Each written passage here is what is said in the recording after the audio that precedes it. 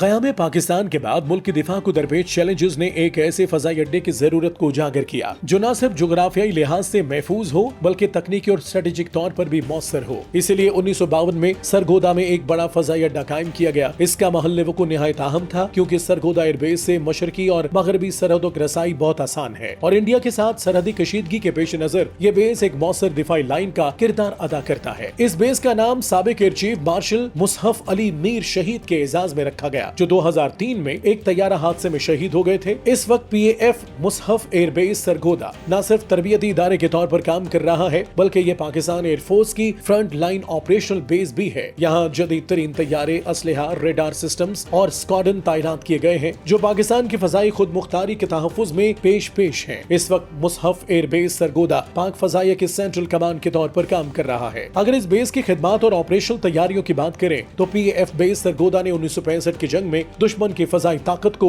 नाकाम बनाने में तारीखी किरदार अदा किया था। यहाँ से परवाज भरने वाले शाहीनों ने इंडियन एयरफोर्स के खिलाफ दलेराना कार्रवाइयां की। MM आलम ने इसी बेस से उड़ान भरकर 1 मिनट में 5 इंडियन तैयारे मार गिराने का कारनामा सर अंजाम दिया था जिसको फजाइया की जंगी तारीख में सुनहरी अल्फाज से लिखा गया है। इसके अलावा 1971 में भी PAF बेस सरगोदा ने अहम दिफाई किरदार अदा किया। यहाँ से ऑपरेशनल स्क्वाड्रन ने भारत के अहम अहदाफ को निशाना बनाया और पाकिस्तान की फजाई सरहदों की हिफाजत की। 1971 के शदीद हमलों के बावजूद ये बेस फाल रहा और कई बार दुश्मन के हमलों को मौसर जवाब दिया गया। मुसहफ एयरबेस सरगोदा को कारगिल की जंग और इसके बाद मुख्तलिफ अदवार में इंडिया के साथ बढ़ती कशीदगी के दौरान भी हाई अलर्ट पर रखा गया। यहाँ मौजूद F-16 स्क्वाड्रन हमा वक्त दुश्मन की नकलो हरकत पर नजर रखते हैं और 2019 में ऑपरेशन स्विफ्ट रिटार्ड के दौरान अभिनंदन का जहाज गिराने वाले तैयारों ने भी इसी बेस से उड़ान भरी थी और हालिया ऑपरेशन बुनियानो मरसूस में इंडिया के राफेल, मिग और AUV समेत 6 तैयारे गिराने वाले शाहीनों ने भी यहीं से उड़ान भरकर दुश्मन को सबक सिखाया था। इसी वजह से आज ये बेस जदीद टेक्नोलॉजी, तरबियत, जंगी मशकों और मौसर फजाई ऑपरेशंस की बदौलत कौमी दिफा में रीढ़ की हड्डी बन चुका है। ये बेस न सिर्फ पाकिस्तान की फजाई सरहदों का पहरेदार है